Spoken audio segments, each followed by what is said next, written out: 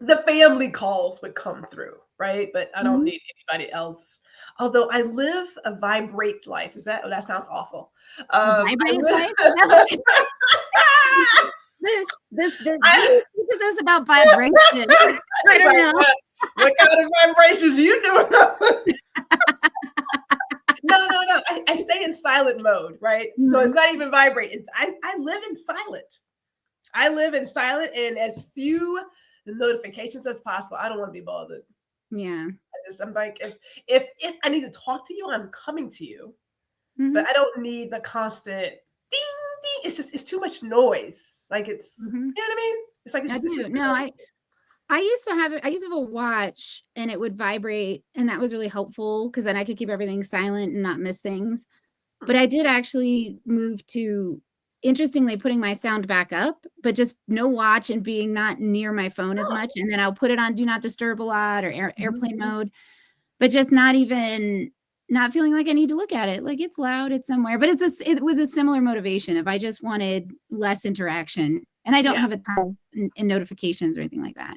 Yeah, I was in, I think it was like maybe 2010, no, maybe 2011, where our VP did a class on being more organized. And he was saying you don't have to have all those alerts on your Microsoft account. You can turn them off. Mm-hmm. Because think about like every time an alert comes in, you're like squirrel, squirrel, squirrel. Where if you would just say, okay, I'm gonna check my email in the morning before I go to lunch, before I go home at night, Mm-hmm. then you can get through what you got to get through. But if you get these constant alerts all the time, it's like how do you get anything done? And I don't like a lot of clutter, both in visual clutter, physical. Well, I would say what I'm looking at right now, but I'm cleaning up, so I can't really count this as clutter. I'm just, but I Gotta don't be like the contained. smells, like all of it. Like I like really clean Mm-hmm. atmospheres, environments. But we've got a good topic today. We're talking about friends. We're talking about friends. How many of us have them? Yeah, that's that old school hip hop song by Houdini. Back in it's a really good song too. I don't It's a know good, it. I'm gonna have to go listen to what? it. Oh, I'm I would have brought it here, but that kind of stuff will get you a strike on YouTube, I'm sure. Yeah, they have a lot of copyright stuff. Yeah, And we don't need that. We don't need that one. As I'm sitting here thinking, and I know I keep since Aisla and I always have a pre-conversation before the conversation. We were discussing friends, and I do recall as a kid doing those friendship bracelets. I didn't have very many because I didn't have a lot of friends in school. yeah, I we're did have always discerning. very, yeah, Mhm. quite discerning actually. I'm kind Yeah. of like, how did I don't know how I got that way. I mean, I've been a loner most of my life. I've been a loner. Yeah. It's Well, not. I, the way it came up was interesting too, because I feel like it fits in the topic really well, which is that not everybody's your friend, and some relationships are kind of surface, and Mhm. sometimes people think they want to be friends, but really what they want more is to be more surface level. Mhm. And so, we were talking about like you can't blue bracelet your way out of racism. You can't, and I get the instinct behind it, but it's really about taking the time to show up and be in connection with people. Like white privilege is there. It's like the pollution in the air we breathe. Nobody's Yeah. blaming you for breathing in the air, because that's just what happens when you breathe it in. It's full of pollution. However, if you want to change that up, you don't, just breathe deeper or differently. You have to actually do something. I don't know Right. how You well the got to do metaphors some are work. for You got to do some work. That's a perfect time for us to play a little intro music. Hold, please.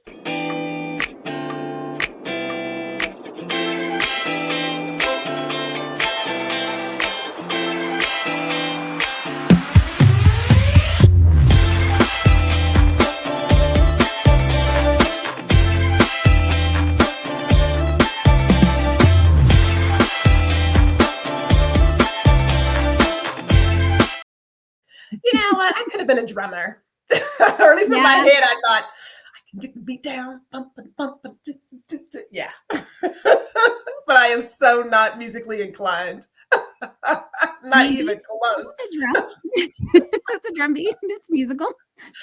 Not even close. Okay, so let's continue that conversation.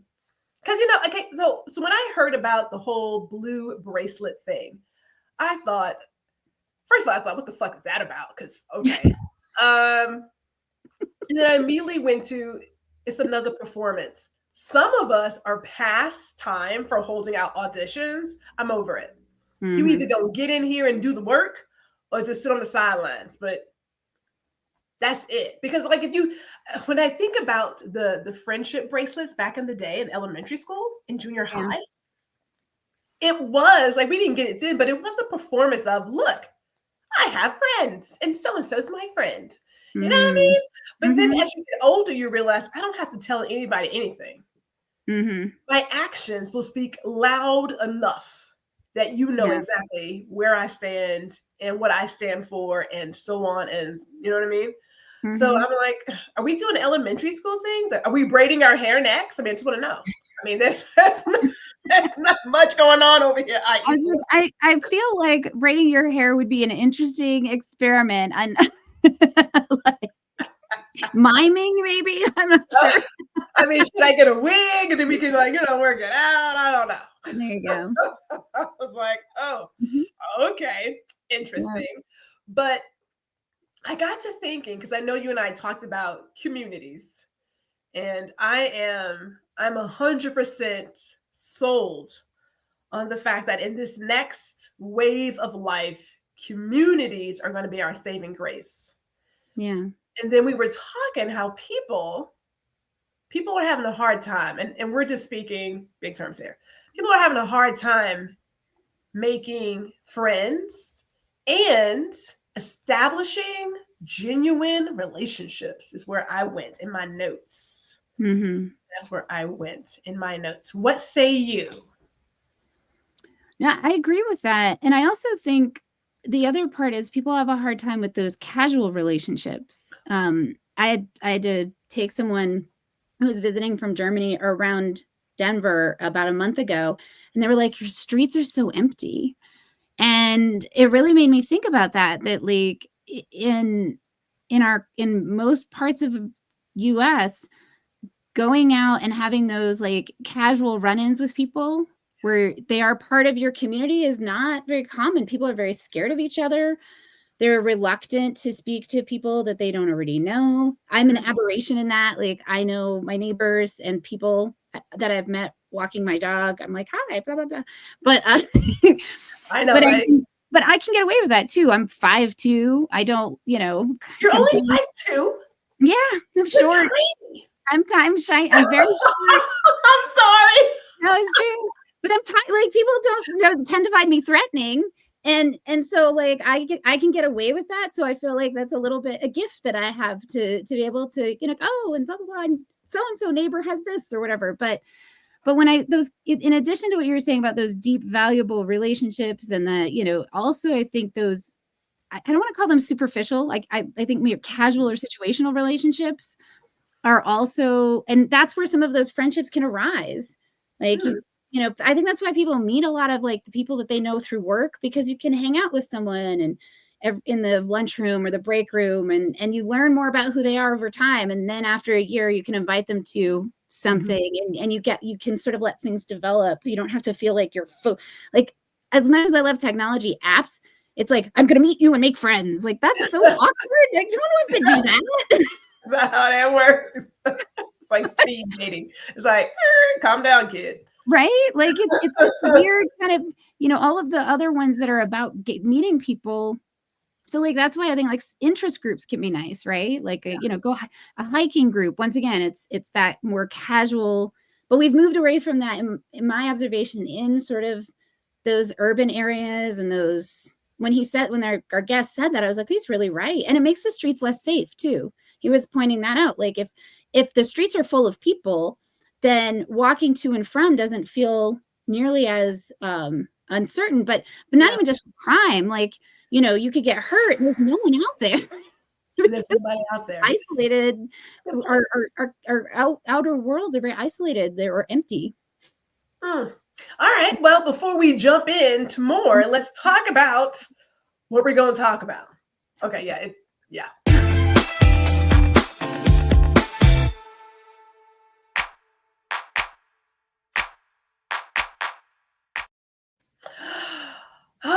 Friends. How many of us have them? We didn't do a definition of friendship, did we? I don't think we did. I failed you on that. I didn't even put one in the thing. You know what? I don't know. I guess, let me not guess. I'm going to say it. I assumed most people have an idea of what we are talking about when we talk about friends and friendship. You know, I believe people, I shouldn't even say that because people don't know. I believe that people understand there's a certain level of emotional investment and a certain level of trust that comes with friendships and the people that we select to be our friends. I'm going to assume it. I'm going to assume that. But I also know that there's, how do I say this? The way that we have introduced technology into our worlds has impacted how we use the word friend. And I believe we are using it so loosely that when the person we see as a friend does unfriendly things, it shocks us. Like, oh my God, I can't believe it, I thought we were friends. It's like, no, Paul, they were never your friends. That's not how that works. It's not how that works. So we got into this conversation about friends because we were discussing communities, right? Finding people who may have a similar interest. You don't have to be of like mind. I won't say that. And we also talked about how the human experience pretty much yearns for it. You know, you want to be around some good humans, as I always say, some good humans. I mean, I'll take a rabbit and a horse and a giraffe any day, but I'll take some good humans too. Yeah. Well, and I feel like for me, my life, that's been the most joy in my life is my friends and my friendship circle. They've also been for sure challenges and pains. Like that happens too. But I do feel like it's worth a vulnerability to seek people out. And I think what you were talking about too, it's that mutuality of affection. Like I can like someone, that's not the same as someone being my friend. And so your point, mutuality of affection is expressed through mutuality of action. It can't just be one person, right? Yeah. Fancy.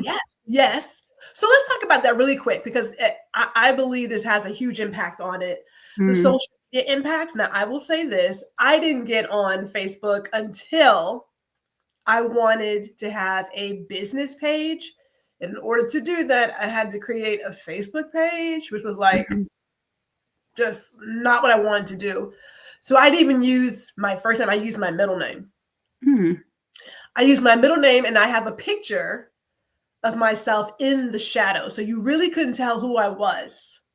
Right? You were like, who is this? And my mother, I remember my mother saying, she was like, I wonder if she's related to us. I was like, mother, it's your daughter. Okay. So she was like, she was like, Renee Houston, is she related to us? Could she be? You know, it's when I say in the shadows, and I love a good mirage, I was in the shadows. So you really couldn't see me, but you're like, I see a body, but I don't know the face. Yeah.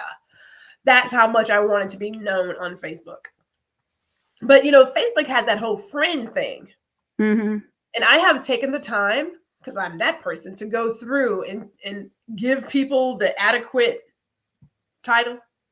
I'm like, we're not friends. But if you think about all the younger people who came on the scene with a full-fledged Facebook effect, they see these connections as their friends, and they use that word so loosely that, in my opinion, it has given them this false sense of connection that they think, oh, well, I see this person every single day and they're always liking my posts and we're always interacting. Surely we're friends.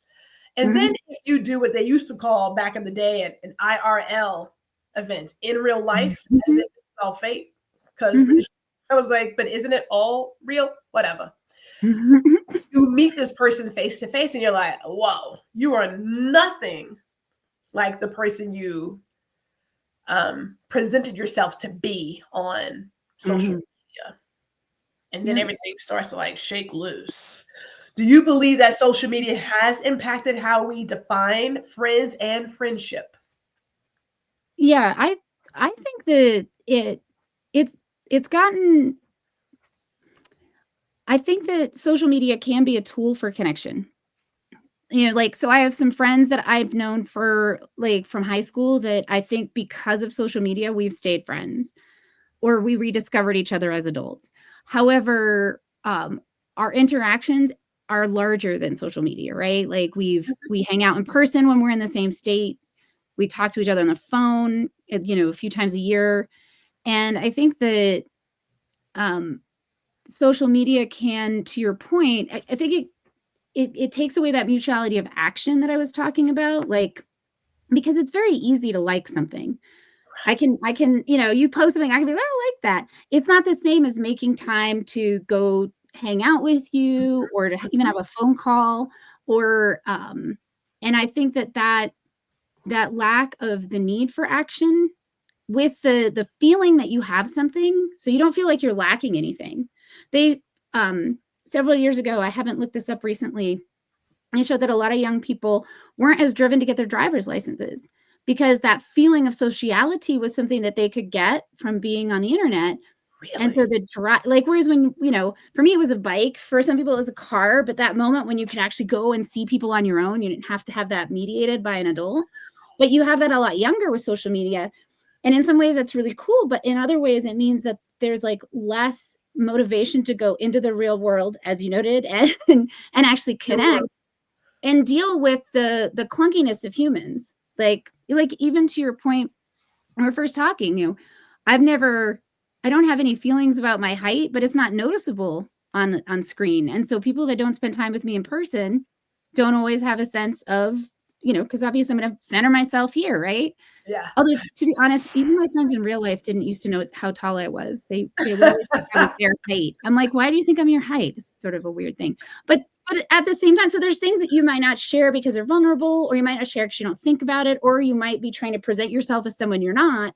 And then you meet someone in person and you actually have the chance to get to know who they are without what they're filtering, because you just can't put everything out there. You really shouldn't, by the way. Nobody do that, please. But I'm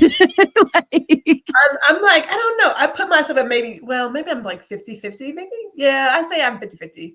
There is a filter to some things, but you're getting like an 85% unfiltered, filtered Gwendolyn. That makes sense. At least it did in my head, but before I said it out loud. You're not going to sit there and narrate everything about your life. No. Whereas if I hang out with you, there's going to things that I see, the way that you like, if we're walking down the street, the way you watch out for the dog that, or, you'll like, you just notice how people behave in the world. And it's not even something necessarily that it's in, a conscious thing, but we don't have that with people on the internet. And so to me, the impact of social media is that people aren't always really considering that it's replacing, I shouldn't say always, people are often not considering that it's replacing some of their actual social engagement, because they're getting that feeling of sociality without the experience of other people, as opposed to really seeing it as a tool that allows you, like the telephone or letters, to maintain connection with people that you then also have other actual experiences with. So that's my very long-winded way to say yes, I agree. You know what? You know what? It's perfect though, because I was thinking to myself as I was investigating the social media part of it and looking at the intention behind these connections. I think of LinkedIn and I think of I think of all the social media outlets, how people come in and they may want to connect with you, or they may request to be a friend or follow you. And then they immediately go and they like all your stuff, like 20,000 pieces. And in my head, I'm thinking, what's your goal here? Like, what's the goal? Because if you are truly looking to engage, then there is a way in my head that it should be done. If you're trying to sell me something, just say what the fuck it is you're trying to sell me and call it a day. Because you don't have to do all this work. You don't have to like this and leave a comment here, leave a comment there and be like, hey, I saw this. You can do X, Y, Z. It's like, no, partner. Just go ahead and put out your selling spiel and be done. Save yourself the time. Because I don't find it impressive. And it's also very odd. Because now I'm thinking, are you stalking me? Because that's some stalkerish type stuff right there. Like, I don't understand this whole, I liked all of your posts. It's like, not good. Yeah. At all. Now, other people may be impressed by that. Like, oh my God, somebody liked my post and someone's commenting. And there was a guy who did in my opinion, a very clear AI created response to a post I did.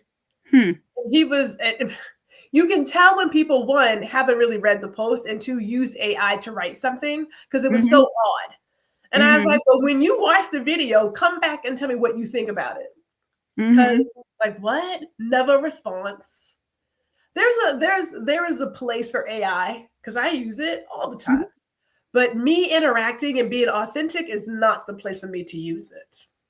Like, no, I think I feel the same way. I think it's distracting from for me, the point of getting to know and actually communicate with someone. Yeah. But social media is a tool. I think I shouldn't say I think. I believe it's a great tool. I have met a plethora of people. I think back in the day about Google Plus. I love Google Plus. Google has a thing for creating something and then just like chopping it down. I'm like, what? It was the best. I loved Google Plus. But the people I met there, I am friends with today. I have seen their kids be born. Wow. I have seen them move into different areas of life. I'm like, so I know that social media is a tool that can start. It's like a little seedling. Well, actually, it's more like fertilizer. Is it fertilizer in this scenario? Let me think it through.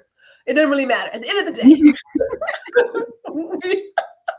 we have taken that little seedling and they are now flourishing trees. If that's what you want to do. I mean, there are people that I remember meeting, golly, 2012, 2010, who came to my wedding. Wow. That's how, and then you start seeing people's kids. You're like, wait, he's how old now? And I remember they didn't have any kids. But that's how long we have been friends. But that was work. That was intentional work. Yes. Because there are other people that I met on G Plus or Twitter or Instagram that gone with the wind. So not all of it is there. Not all of it. Okay, so since we're talking about that, go ahead. I was gonna say that's the same for anything though. Like if you have like a regular hangout thing that you do, like you sing in a choir or you hike or whatever, some of those people you'll be friends with for years and some of them will go by the wayside. And that's where I feel like when social media is working, it performs a similar opportunity or offers a similar opportunity for folks. That's a good example. Well, yeah. I was thinking when you mentioned working, and I remember telling people that we just have a working relationship at work. Like, quick little side note, people like to use how their work family is like family because of the relationship. You see them every day. Someone's looking for you. Someone misses you. And so you start equating that with, oh, they're like family. Keyword there is like. That's the keyword. But I always told people that I worked with, and I was fairly clear in how I was fairly clear in my relationships. Let me say it like that. That there was never this idea of, I don't think she likes me. Well, Gwendolyn likes no one, literally. I told my team, I told everybody, I don't like anybody here, so join the crowd. And people are like, my God, that's awful. It's not awful. It's not. Yes, I'm a Virgo, so I go ahead and admit that. But also, too, we have a working relationship that we are going to come together to make money for a general purpose, and then we're all going home. That is it. That's all that is. Like, there is no, you're my BFF. That is a no. This is a working relationship, and you will be treated as such.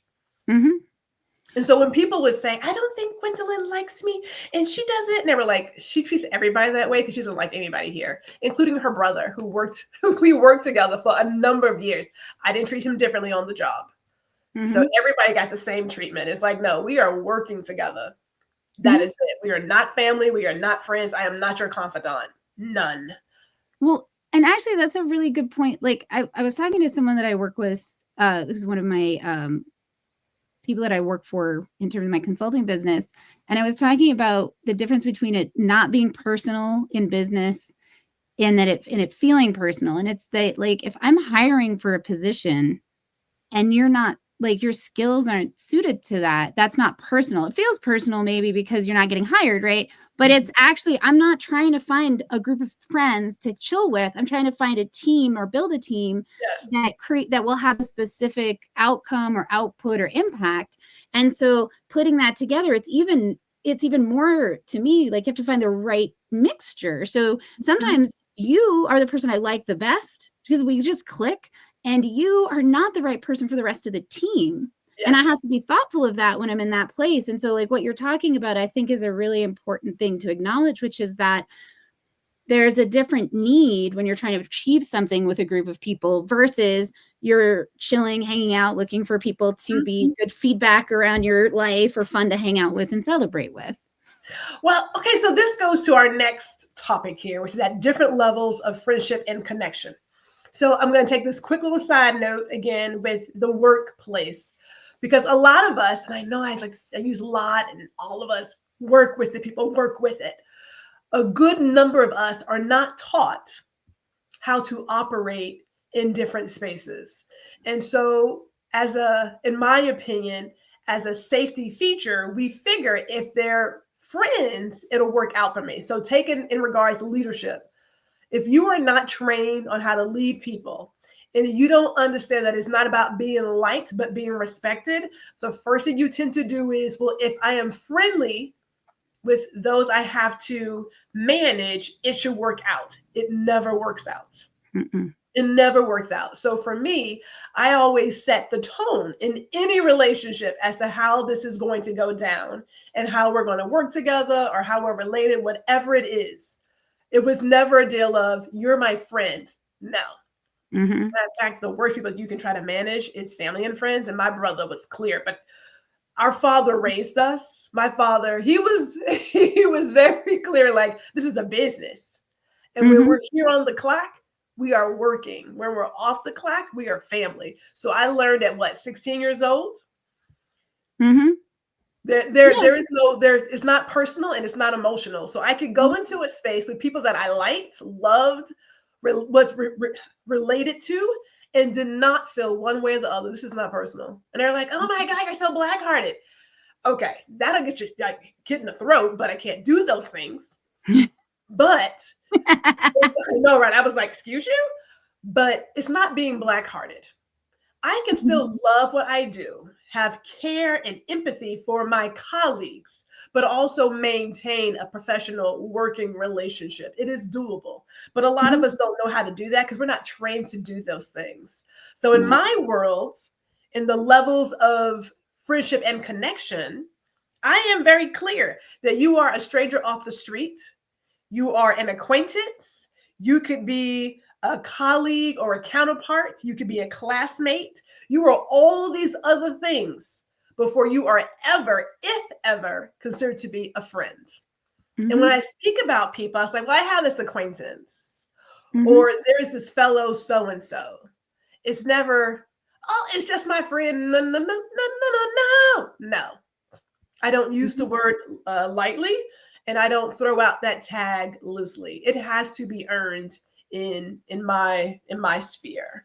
So when I say that's an acquaintance, oh, I mean that. I mean, I'm aware of you. I don't know you. So the trust level is kind of like, but I mean, and I can't vouch for you, but I am aware of this person. I've gone to a couple of places where they've been, but friends, no, I would never just use that. No. No, I think, and I feel like that is a very important distinction to be aware of in yourself, because to talk about that mutuality of affection and mutuality of action, like if I think of you as a friend and you're clear that I'm an acquaintance and I'm not paying attention, like that's my problem, then that's one thing, right? Whereas if I don't know because you're not clear, like you call me a friend and I call you a friend, but really for you we're more acquaintances, that's where I think people end up getting hurt feelings or feeling let down or resentful. And I'll bring in another layer of complexity. I spent 13 years working at 2 different LGBTQ community centers. And so as a member of the LGBTQ community and the leader of the organization, it was my job often to speak on topics that were quite personal for me. And a lot, because the communities I worked in were pretty small, there was also a lot of experience where people felt a sense of friendship with me or affection because I was the person kind of out there doing that work. And to navigate that and to be honest about where I was at with people, because I felt that sense of responsibility for the community. So there was a care to it, right? But and I shared very personal stories about my relationships and my children as part of my work. And I had some very clear internal distinctions. Like there were certain things I didn't share. No one was allowed to take pictures of my kids. Like not, at least I should say the paper was not allowed to ever, that kind of stuff. Because it felt to me like there had to be a place that was, but it was my identity as well. So I could be out at the club and people that I worked with we're all dancing together. And that was a challenge too for therapists in our town. One of the towns I worked in was very small. And so there are a few queer therapists who they apparently have rules. I didn't know about this, that when you live in an area that's small like that and you're a part of that kind of minority community, you can actually have outside relationships with some of the people that are you don't have the same levels of requirements for separation because it's a smaller area, which I thought, just to speak to the complexity of some of these things, where if you're in a small community, when I used to go to the lesbian brunches, I was always going to run into an ex. Yes. You didn't get to say, no, that's not happening. Right. Yes. And vice versa. And so there's a different, I think, understanding of maybe between friend and colleague there. And it's maybe we're talking about community. There's people that you have to learn how to be around that aren't quite acquaintances anymore. Yes. But they're not really, I don't know, they fit. When you mentioned the part about if you both say that we're friends and then someone's really more of an acquaintance than a friend, and it can get kind of wonky. That did happen to me. And I pride myself in being very clear with my communication. But clearly I dropped the ball because there was an acquaintance who we were hiring, and I was the hiring manager, but I let someone else do the interviewing because, conflict of interest. Yeah. They liked him, brought him on, and he was on my team. And I didn't think there was any issues with, everything had always been so spot on until my wedding invites went out and he didn't get a wedding invite. And I thought to myself, okay, so we've only known each other for a number of years. Not, we weren't kids together.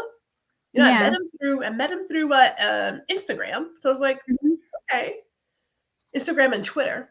I was like, not Tinder? No. Not Tinder, I know, right? But he was really upset, came into my office and talked about he didn't get an invite. He didn't understand and was just, and I looked at him like, what is going on here? What the hell? So at that moment, after he left, I went to my boss and said, he's got to go.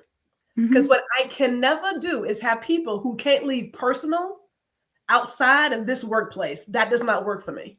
Yeah. He's a different manager. Because everybody else, my brother has not, I've never had to manage him directly. I've managed him through another position. But people didn't know that we were related until we had worked together 12 years. They're like, wait, are you guys related? We're like, yeah. We would never know because our father taught us to you just come in there and work. You don't do, no. But the moment he crossed that line, I was like, we will never have that in my space. I cannot allow it. So that, I thought I was clear, clearly not. Well, and you might have been clear. Sideways. You might have been clear. That's the other thing, is that people interpret the way they want to interpret as correct. well. You are because correct. there's a point at which clear can be rude. Like, and it's not, I don't know. I have the thing about this because I feel like sometimes people will be like, well, you should have. It's like, and. Okay, so I love how, so you brought this up about clear being rude at times. I'm going to bring in my quote. And I was talking to our dear friend Ron. Well, I know. Well, I guess you guys are friendly as we're talking about friends and relationships. I think Ron is lovely. Yes, but I was telling him that a lot of people can be put off by my personality. I am a jagged little pill, and I make it known that I am a jagged little pill. I believe that I am so aware of who I am, and I share it. Mm-hmm. Like, I am not a nice person. I'm not a fan of the word nice. I think it's performative. I don't like when people say I'm good people. I'm not a good person. Mm-hmm. I recognize that I have good parts and I have bad parts. So in the one sense, I can be nurturing, feeding people is my love language. I am ride or die. I am super supportive. And in the very next breath, I can cuss you out and then feed you a bowl of something really nice and good for your belly, right? But that's honest. It is honest. It's authentic. It is clear. And for some people, it's too much to handle at once because we are so accustomed to putting on a mask in the world. Hiding who we really are, that when someone shows up as their full self, it can be too much to take in one breath. And I am bushels, barrels of foolishness. But here is a quote that I talked about from the Container Store.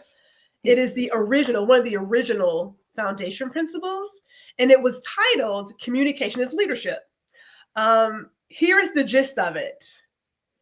It is daily execution of practicing consistent, reliable, predictable, effective, thoughtful, compassionate, and yes, even courteous communication. If we did that with everybody, we wouldn't have hard truths. We wouldn't have tough love. If you did it, anything that you say to somebody should be gracious, and it should be caring and tailored to that person with compassion. So I know how to adjust a message for that particular person because I know how he, she, or they is, right? Well, we don't talk like that, though. Well, yeah, I mean, there are people that do it. I love the mix of you and that kind of friend. Like, most of my friends are that way. Well, they'll call you out and also hold you while you cry. Like, because right. That's the world I want to live in. Maybe you're crying because they called you out, and that's okay too. But the part to me is the when I was saying rude, I think I meant more like that uncompassionate or ungraciousness. Like, there are folks that are either, they have like a neurological condition where they're a little socially unaware. And then once you get that, you can communicate with them effectively. However, if you start there, that can be unkind to someone because it's not as helpful. So that the part, like, being clear to a certain extent is a mutual commitment, right? Like, if I can be as clear as I can be with you, and also that doesn't mean that I got to sit down and go through every scenario that I can think of and be like very insistent on certain things unless you've demonstrated some reason for that to be a need.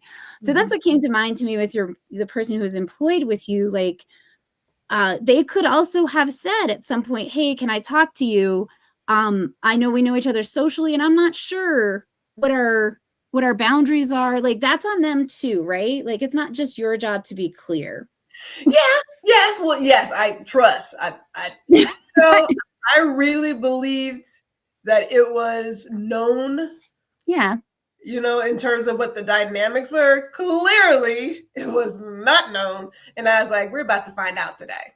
Because what we will never do is bring anything personal into my workspace. Like, people who date people they work with, I don't even understand. And I know that's a separate topic for some other day.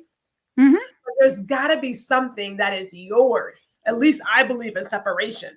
That I can't see you all day and then go home and still see you. It's like, where is my me time? Plus, if things don't work well, and I have seen this in my many years of working, when things don't work well, everybody and their mama know it. You know, like you come to work and you guys are having these private tiffs in the corners, people walking like, oh, I'm sorry. Or things just go kind of wonky. Or there's the guy who is the third wheel in this, what should have been 2 people, and you're having full on blowouts in the workplace. Like, this is why you don't date people you work with. You got to create some separation, man. Don't bring that. Don't. I never understood that dynamic. I never got it. But you know what? Yeah, I think it's still what you said. It's like how people meet people is work, though. That it is work, right? And so figuring out how, and maybe we can talk. We were going to go there, like talk a little bit about like how do you meet people, especially if you're not wanting to meet people at work and you're like me, where the apps feel really intense. Like I thought about this a lot. I've never been good at that kind of like, we are going to talk about friends or something or dating. Like that feels so awkward to me. So if that's how you are, how do you then go out there and build your social circles such that you can find potential friends? Well, we may have some advice, because I was just thinking this is a great time to bring in some of that sage advice. And we may have to come back to not dating people you work with. But I get it. I get it that you are correct. A lot of people, you see them every single day for at least 40 hours a week. And you tend to start to covet what you see every day. You're like, you know what? Bob was kind of weird. Nice looking, kind of cute. Maybe I can make this work. Maybe there's something there. It's like, it's not there. It's because you're in this environment and that's what you're feeling. You're not really feeling any love there. Bob is still weird. Okay. So let Bob go by his business. But here's some of our sage advice that was passed on to me from my mother, from her mother, and her mother, and all the aunties around the world. Discernment. Everyone is not your friends. Number 1. Okay. If we teach you nothing else today, everybody is not your friends. Like, it's just like, no. I know what social media has told you. You've got friends and followers and connections. No. It's just. Well, so, and you know me, I had to go look up these different studies I referenced when we were talking about this. And one of them, to speak to the work thing, they say it takes about 250, 300 hours to make a friend. So people that are in your work life that you see regularly, you're going to get to those hours much more quickly than people that you even just hike with on the weekends. And there's ways to do it, but it's also why people in college tend to make friends, right? And then, or, church groups, things like that, where you're spending a lot of really connected time. And this other one that I found that was sort of interesting was that said that so they had the numbers of friends. So the tightest circle is actually 5 people. And then outside of that, 15 good friends, like those really close folks. So when they were those 5 people, they're talking loved ones or family. If you can pick out how you think of that. And then 50 friends. So the good friends are those people that are just like there in your life, right? That came to your wedding, they're there for your kids. Then 50 friends. And those, I think, could also be work relationships, depending on how people manage that. 150 meaningful contacts. 500 acquaintances, and 1,500 people you can recognize. And people migrate in and out of these layers. And I thought that was a really interesting way that, they've kind of tried to quantify that a little bit in terms of the, when you're talking about friends, to your point, where do they fit in those different psychological layers? Everybody has a box over here. So perhaps there are more people like Gwendolyn than I even assumed. God forbid. Because I do have friends, and even in the friends, there's a small set of best friends. And then there are people who graduate from being a best friend to you're just family. So there is never a You know, I don't know if I recall telling you, but my mother gave two people who were really, really good friends. They became Mm-hmm. family. She gave them keys to the house. Yeah. And I was like, what? I didn't have keys to the house. You know, so I was like, so there's a place for graduation. There's a place to level up.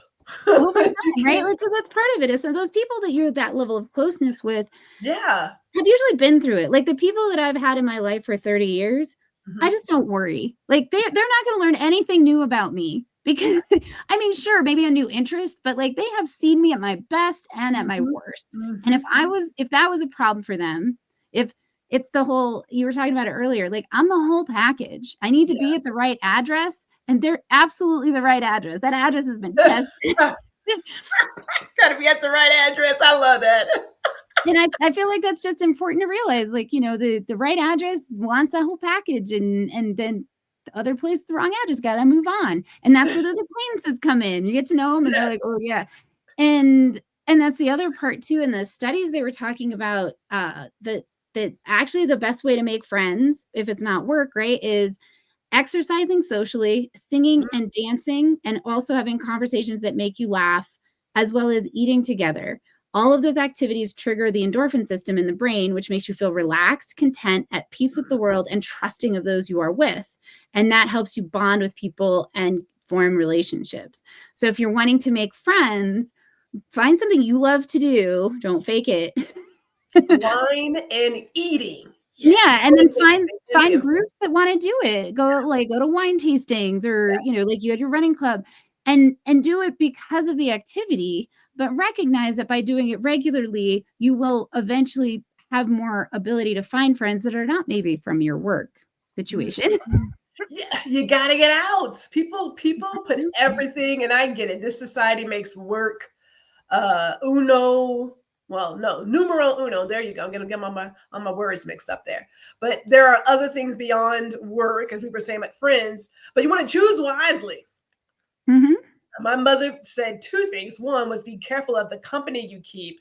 The other thing she always said too is that everybody cannot come into your house. So don't let everybody into Mm-hmm. your house, because if you look at some of these home invasions and what have you, it is somebody who has been in that person's house. To Mm. know that you have XYZ in blah blah closet with blah blah blah. That's somebody who's been in your house. It's not random. It's rarely ever random that you Yeah. have this home invasion. Is somebody who knows you, who knows Mm-hmm. exactly where to go. But the company you keep, mother always said, be careful, because if things are going down and you're with them, things are going down. People also assume who you are based on the company you keep. Yes. Well, There are some assumptions there. and I can tell you that, you know, I was in a very negative situation personally for a while. And in addition to like the judgments or the things you can get involved in, you don't get that quality engagement and feedback. And you don't get the kind of friendship that helps you stay grounded and focused, that points out like, hey, you don't seem like yourself, you know, what's going on. And that is a really important thing. Like for me, part of being a friend with someone for real is paying attention and be like, oh, did you notice that you keep forgetting, you know, that you these things that you didn't used to forget? When was the last time you talked to your doctor about, you know, X, Y, or Z? Mhm. Not an intrusive way. There's people it's not appropriate to do that with. Please don't go there, guys. But there are those people in your life that will you talk to them enough, you interact with them enough that they're kind of involved a little bit, and they can give you some of that really quality feedback and support. They can be good people to give you advice because they know who you are, and they understand the things over time that have been good and bad for you. And they can Mhm. even remind you of stuff. Like you'll say, oh, I really want to try this. And I'm like, do you remember you tried that 5 years ago? And I'm like, I totally forgot. You're right. I hated that. What am I thinking?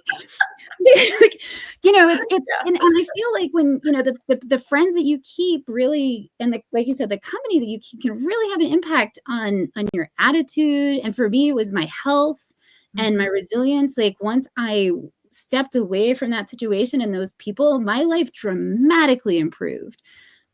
It can make the biggest difference. You know, it's The same thing with mindsets.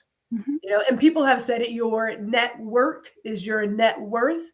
If you're around people who are Debbie Downers and miserable, it's a very good chance you're picking up their energy and Mm-hmm. doing the same. Whereas if you have people who constantly want to see you thrive and do the best and get to your highest height, it's amazing how far you can go.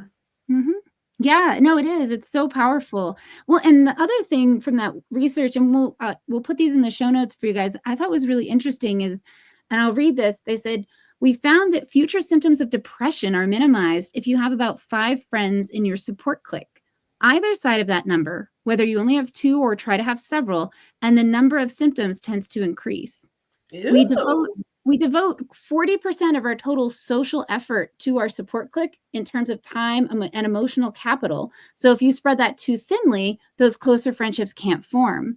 And I thought that was a really interesting thing, like having, and you know, for those of you like, 3 is fine for me. Yes, there are exceptions that for sure you could be that exception. But in general, recognizing that too many or too little is going to, really affect your later mental health, and thinking about that. That's, you know what? That's sometimes these things just really work together. So let's talk about groupthink then, right? Looking at the size of it, but birds of a feather flock together, Mm-hmm.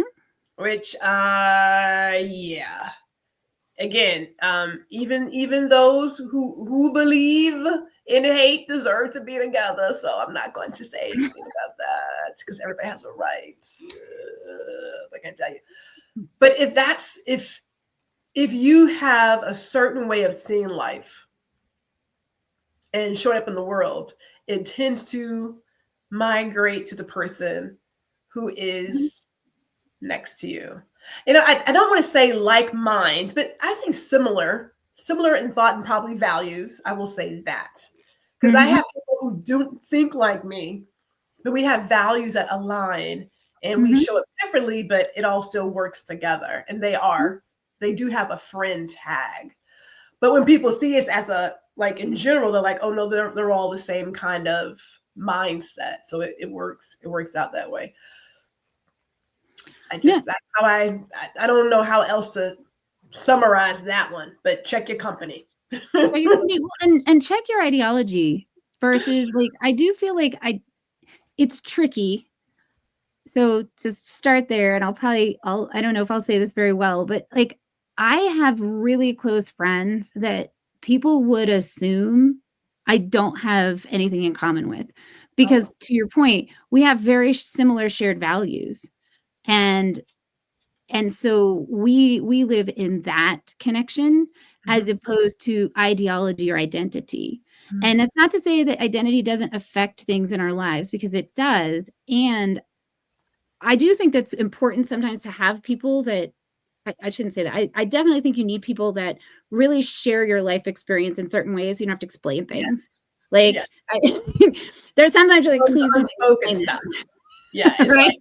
like I can give you the eyes. You're like, yeah, you don't have to say anything. You're like, I understand. Exactly, and that's super important. And also this other friendship that I have, because I have that, and then I have this other space of friends that we can't really get it easily, but because our values are the same, we can talk about things that are typically, I think, hot topics or very combative from a place of vulnerability and connection. And I wish there was more of that. I think the civil discourse in our country would be really different if we started from the place of, like, we all live in this neighborhood. We all want, everybody to have basic needs met.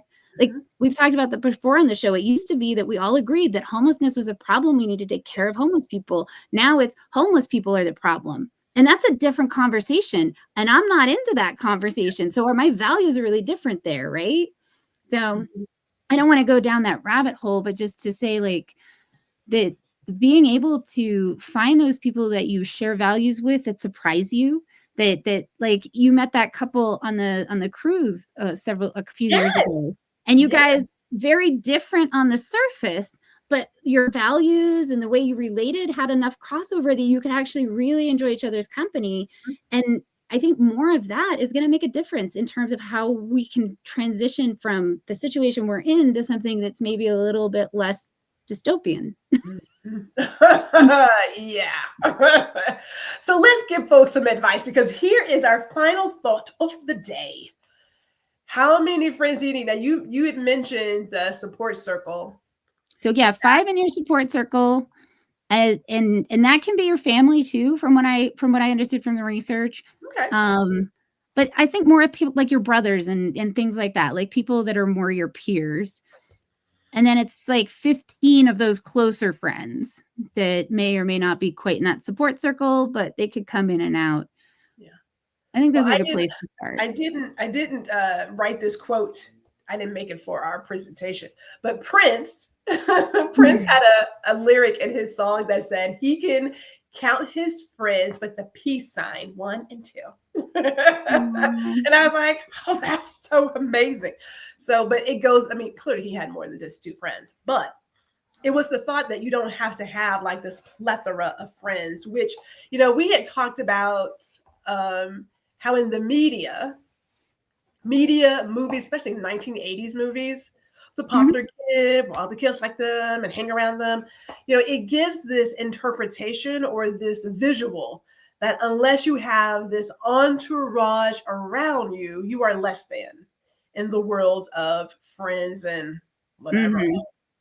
Truth be told, a lot of those folks, they are superficial. Even it goes on back to what media. you said.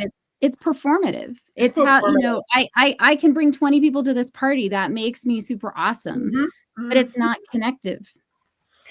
So I have 2 things. I want to share this real quick quote from one of my favorite books, Black Sheep Values. Love this book. It is like the best. So one of the pages that I start, because I start a lot of these pages, says to make sure your relationships are worth the investment. Because that's time. It's time, it's emotions, even trust is in there. It's all in there. And that reminded me of another book I read years ago. And actually, I read this book once a year. At the beginning of the year, I read it. It's called Design Yourself by Kam Rashid. And the page that I flagged was on friends. He talks about friends. And I'm going to go right to what I want to get to. It's like, think about your friends. Why are they your friends? The world would be a more honest place if you saw only the friends you really wanted to see, the friends you truly care about. Try not to socialize for the sake of doing something or just for company. And then he goes into this whole thing about how many friends you need. But that goes back to investing in your relationships. Quality over quantity. And intentionality. You know what, Aicila, you always in my head, girl. You always in my head. This is why we're like, this is why we're here. So here it is, how to make friends. And we're just going to talk about this. I'll just let us sort of like vibe it out. But number 1, in my opinion, next to that other, you know, comment here, we got to be authentic. People are showing up. Yeah. I'm trying to find a gracious word. That's why I was like, think it through, Gwendolyn, think it through. I can't find a gracious word. Fraud. I'll just say fraud. I'm going to say fraud. It is. What's interesting to me, I knew a woman several years ago who, when I met her, we used to play board games. I love board games. And then it stopped and I thought, oh, she just doesn't like to do it anymore. And then she was talking about how much she hated them. And I was like, well, I don't understand what's happening. Like, what did I miss? And then she met some people and she's like, I invited them over to play board games. I'm like, but I thought you hated board games. She's like, yeah, but it's an easy way to get to know people. I'm like, what are you doing? No wonder you're so frustrated. Because as soon as she gets to know someone well enough to be honest, she stops playing. I'm just like, find something else to do and you beat them. You could, like, if you don't like board games and you like throwing an axe, go to a throwing axe place. Like, why not just do that? There's so many things to do, but it cracked me up because I was like, what? She just gotten it in her head that like that's how you meet people, and so I think like where you're talking about, but there's fraud, but there's also habit. Like being intentional, I think also means sitting down and really thinking, what do I like to do that I want to do with other people that I also am willing to do with a stranger, right? And then find that activity, whatever it is. I would go to Prince concerts by myself. I would go to Prince concerts by myself when he was still alive, and I would attend Prince themed parties by myself because everybody in there enjoyed his music. Some Yeah, people there you want go. to dress up, God bless them. Some Mhm. people just like the music and then the lyrics. That was me. But we all had that in common. So you didn't have to know anybody. You knew when you were in that circle, you were going to have a good time because Mhm. everybody was into the music, sharing their best memories, dancing. I mean, we're talking full on packed concert. But That whoever sounds you so sat with, fun. it was like, oh my God, that's my jam. That's my jam too. That's so fun. I mean, like, go to places that you actually enjoy. You're gonna find somebody who's like, oh my God, I love that one. And you don't have to work that hard versus, Yeah. I mean, I do like playing board games, so hey, whatever. Yeah. No, I mean, they're because it's fun. It's a good way to get to know people. Now we did talk about it, but we can just tap on it again. But it is to prioritize quality over quantity. You don't need 5,000 people. Mm-mm. You don't. I mean, he said 1 and 2. He said two people. He could count his room with the peace sign, 1 and 2. Now I have more than 2, Mhm. but you don't have to have like this entourage because I mean, we've seen the people who are surrounded by the yes men and women. Doesn't Mhm. work out for them because they're not there really for their benefit or for Right. their good. They will ride that horse until that horse is down. As another singer said, nobody wants you when you're down and out. No, it's When the well, money yeah, dries they're gonna take instead they're of gonna take. instead of being mutual, which I think for me is a big acknowledgement of what a friendship is that mutuality. Not transactional, mutuality. If there's a distinction for me there. I would also add, one of the relationships that you wanna be friends with is yourself. That was my Monday message. Oh my God. Yes. Yeah. The friendship starts within, is what Mhm. the message said. Love that. People, let me not say like that. There are a lot of conversations that talk about it starts with you, like your home Mhm. base. That is true. If you want to teach somebody how to treat you, it depends on how you treat yourself. If you want Mhm. to be a good friend, how good are a friend of you to yourself? If you want to take care of somebody else, how do you take care of yourself? It's like being on the airplane. Put your mask on first before you help somebody else. Because if you're passed out, well, then we're all going down. Mhm. It does start here first Yep. before it can go anywhere else. So if you're a sucky friend to yourself, you're going to be a sucky friend to everybody Yeah. because you don't know how to have that relationship. Yeah, That's exactly. the Carrie and Gwendolyn showing up right there for you.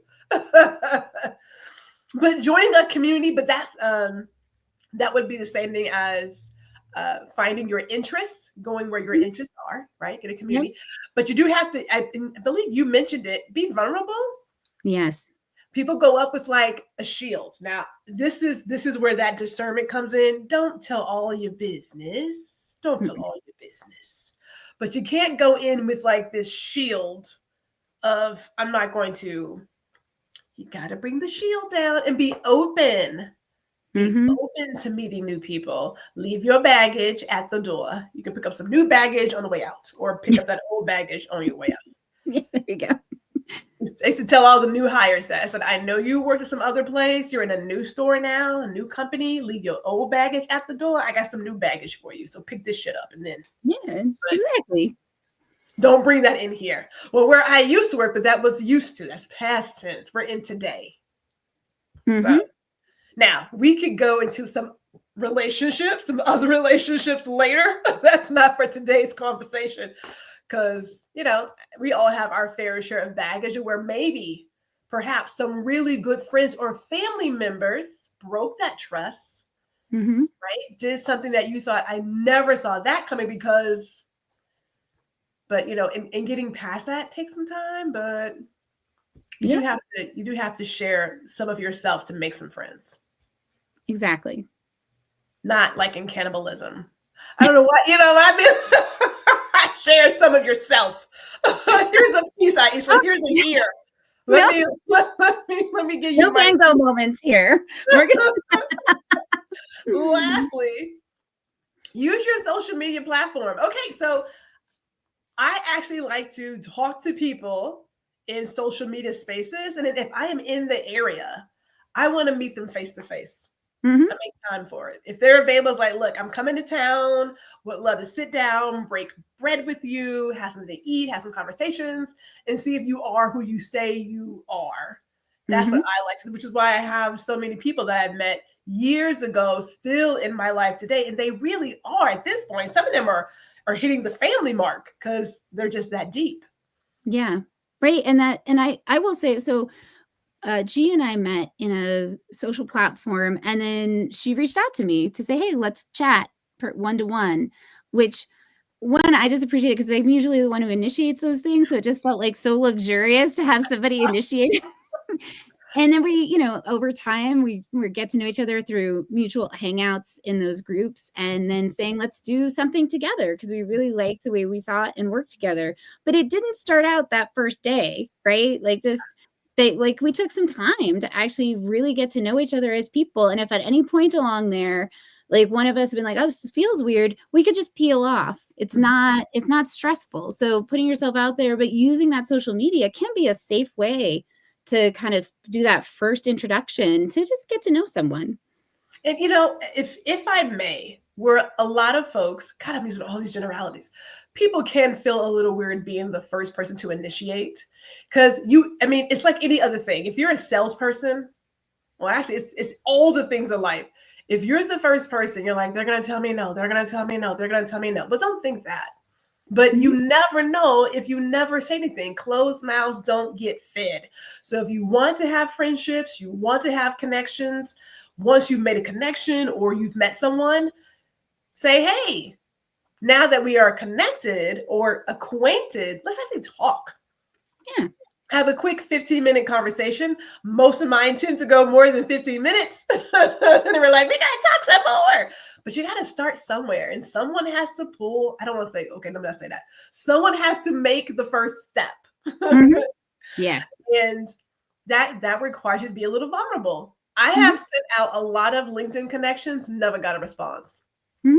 And then there have been others where they just like accepted but never set the meeting. It's like, okay, so but that's fine. Everybody doesn't. Some folks want vanity numbers. Happy to help you out there, partner. And other people want to truly talk to people, become engaged, see how we can work together to all thrive. I mean, it's everybody has their own goals in life, but Mhm. but someone, maybe you, has to be the first to say, hey, can we meet? And sometimes I've had those meeting requests bump heads. It's like, oh, I sent you mine. Should we use yours? Mhm. Yes, use yours. So it happens. Yeah, and it's It great. happens. But it can be done. You can make genuine relationships with Mhm. good people and Yeah. And have fun have and meet, that's, but it does take that. And I really do appreciate to go back to our earlier point, like social media can be a tool for good in that way. And taking it outside of the likes and the posts is a big part of how that happens. it's got to be intentional and it has to be genuine. Otherwise, I don't want to say like, I almost thought like, don't be a creeper. Yeah. There's that too, right? Which is the whole like discernment. Do not walk up to someone and dump your whole life story on them. I mean, I did a stint. I did a quick little podcast talk on networking. And one of them was do not tell people your whole entire life. Like if you're doing all the talking and not listening, then it's wrong. mhm. You're not doing it right. Like I'm not here to hear your confessional. Okay. I came here to get the free cocktail and like move Yeah. around. And now you're killing the vibe because you're like, and my wife took my money and now we're divorced. It's like, okay, yeah, I don't know what to say to that, but okay. People really do need to get into some spaces and start talking to people because we Mhm. are clearly lonely. Yes. That's true, huh? We are clearly lonely. Oh goodness. Okay. What's next on our agenda? I think, Well, we have the holidays coming up. We got yeah. the holidays coming up, and then we have So we're going to do a live stream. Tinseltown Takedown? Is that our next one? We have a holiday? Live stream on December 18th. Tinseltown Takeover. Tinseltown Takedown. Yeah, it'd be good to share a couple of our favorite traditions, memories over the holidays. I was also reading your notes on that episode. I was thinking, what if we both picked a couple of things to advocate for, like real trees versus fake trees? Ooh. Have a little back and forth, or I am down for whatever. I think that'd be kind of fun. We can definitely do that. Like best food for Christmas dinner. Oh, we can definitely, yes, we can have that conversation. We'll advocate just a little fun sort of, but it's kind of like free flowing conversation, and it's going to be live. It's going to be live. It's going to be live. So people can come in and offer their opinions. Yes. And if they agree with me, those could be the right opinions. If they disagree with me, those could be the wrong opinions. Lord bless. Yeah, that's how that works. Yeah, I'm gonna have my eggnog ready. That's actually a great idea. That is an eggnog show. I'm gonna put that on my calendar to make sure I have eggnog. I'm gonna look at maybe getting some eggnogs or maybe a good coquito, because I'm always down for a good coquito. Although I would probably buy something that's already made, because sometimes it's me and the whole egg thing. Yeah. I'd just rather someone else do it so I don't end up in the hospital sick. Yeah. All right. With that, we're going to see you guys pretty soon. And yeah, Tinseltown Takedown. I didn't think of a thing. Thanks for joining us. See you guys.